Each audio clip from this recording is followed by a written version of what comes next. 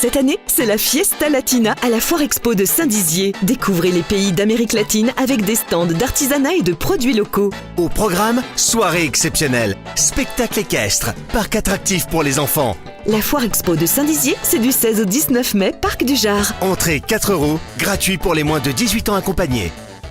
Homer Phone Reports, c'est la réparation de votre téléphone, le remplacement de vos batteries et l'achat de tous vos accessoires indispensables. 38 rue du Docteur Mougeot à Saint-Dizier.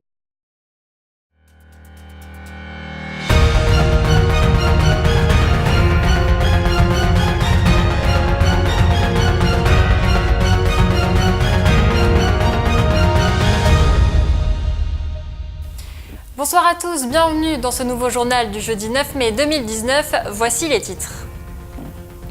7 dessertes SNCF supprimées sur la ligne Saint-Dizier-Chaumont. La gare de Joinville est aussi menacée. Faire participer les patients à l'amélioration des services, c'est le projet de l'hôpital de Saint-Dizier.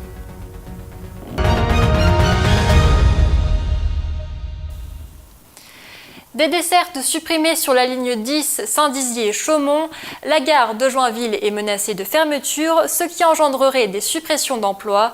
Un reportage réalisé avec Julien Carré. De grands changements sont à prévoir en décembre prochain dans le cadre du cadencement du réseau ferroviaire. En effet, 6 dessertes vont être supprimées entre Saint-Dizier et Chaumont. Ainsi, les communes d'Heurville, de Bayard, de Froncles, de Gudemont, de Vignory et de Bologne ne seront plus desservies. La seule desserte sauvée est celle de Chevillon, mais ce n'est pas tout. Les habitants de Joinville ont également peur de voir leur gare fermée. Nous avons rencontré le maire afin d'apporter de plus amples explications. On rencontre un certain nombre de difficultés avec la SNCF actuellement, puisqu'ils ont changé les horaires d'ouverture de la gare, et celle-ci est désormais donc fermée à la clientèle le week-end, ce qui pose un certain nombre de problèmes, puisque les gens sont orientés vers un guichet automatique qui se trouve près des quais, mais ce guichet automatique ne fonctionne pas une fois sur deux, donc les gens se trouvent dans une situation qui est absolument inacceptable. Il n'est pas pensable aujourd'hui, alors que tout le monde, toutes les politiques publiques commencent à réfléchir un petit peu sur nos territoires ruraux. Il n'est pas entendable qu'on commence par fermer des services ou par diminuer l'accès à ces services pour les usagers. Pour les agents SNCF de la Haute-Marne, cette situation est incompréhensible et ils s'interrogent notamment sur l'avenir du transport en Haute-Marne. Il y a certaines liaisons, oui, effectivement, certaines liaisons où il n'y a pas assez de monde dans les trains, enfin pour eux, ils mettent des bus en place. Je pense que c'est l'avenir de la ligne Saint-Dizier-Chaumont. Ah ben dans les trains, oui, là ils ont quasiment enlevé les 3/4 des ASCT, des contrôleurs dans les trains. D'accord, et pourquoi? Il y a toujours pareil, pour le coût de l'humain, ça coûte trop cher, donc plus on peut en enlever. Donc ils vont créer là en Champagne-Ardenne un peu le service hangar, ils appellent ça. En fait, c'est tous les anciens contrôleurs, soit qui sont pas partis à la retraite ou qui n'ont pas eu de mutation et tout, qui vont rester là. Les agents des gares qui vont également, même s'ils suppriment les agents, il faut bien faire quelque chose de ces personnes-là. Donc en fait, ils vont créer service hangar, en fait, où les agents, tout sera confondu, en fait. Suite à ces révélations concernant la suppression de postes, de guichets et de dessertes, nous avons tenté de contacter plusieurs cadres de la SNCF de Champagne-Ardenne afin de comprendre les raisons sociales ou économiques de ces changements. Mais après plusieurs tentatives, aucune personne n'était habilitée à répondre à nos questions. L'hôpital de Saint-Dizier lancera prochainement un forum participatif citoyen. L'objectif, faire participer les patients à l'amélioration des différents services. Un reportage de Nicolas Fontaine et Antoine Regnault.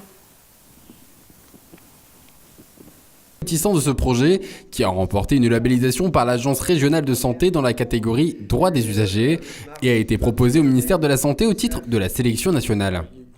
Eh bien, ce forum, c'est un outil que nous avons élaboré collectivement pour essayer de rencontrer des usagers de façon à pouvoir leur demander de s'exprimer par rapport à leur séjour à l'hôpital.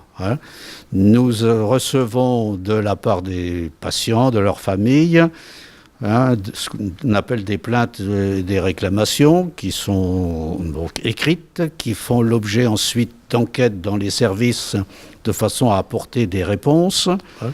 Le problème, c'est qu'on s'aperçoit qu'il y a des gens qui écrivent, et puis il y a des gens qui n'écrivent pas. Donc c'est pour ça qu'on a souhaité trouver un autre moyen d'expression pour les patients. Et puis leur dire qu'il faut qu'ils s'expriment vraiment, qu'ils disent tout ce qu'ils ont sur le cœur, de façon à ce qu'on leur apporte des réponses. Et puis comme l'a dit le docteur Melin tout à l'heure, non seulement dire ce qui s'est passé, parce que ça c'est du passé, mais eux, comment ils voient les choses, qu'est-ce qu'ils pourraient proposer par exemple pour améliorer la situation dans les problèmes qui les ont préoccupés.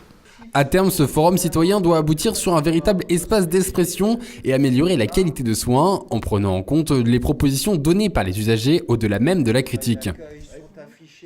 Les attentes sont premièrement que les patients puissent s'exprimer de manière directe et donc nous attendons de ces échanges qu'ils nous permettent d'aller vraiment dans le fond des choses, dans le fond de ce que les patients peuvent avoir envie de dire.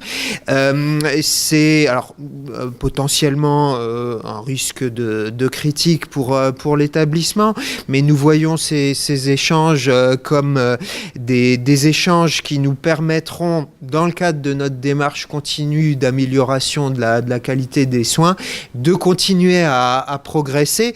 Et donc nous abordons vraiment ces échanges avec les patients avec un maximum d'ouverture, et ça nous permettra aussi de faire participer directement les usagers, les patients de l'établissement à la définition de notre projet, y compris à notre projet d'accueil et notre projet des usagers, puisque les observations qui ressortiront de ce forum citoyen nous servira avec la commission des usagers à ajuster notre politique d'accueil et notre projet vis-à-vis de nos usagers.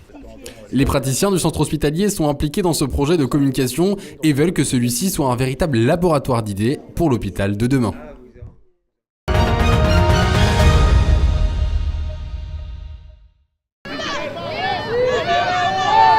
Ce samedi, le club Ovalie recevait 27 équipes de l'école de rugby de l'ex-Champagne-Ardenne.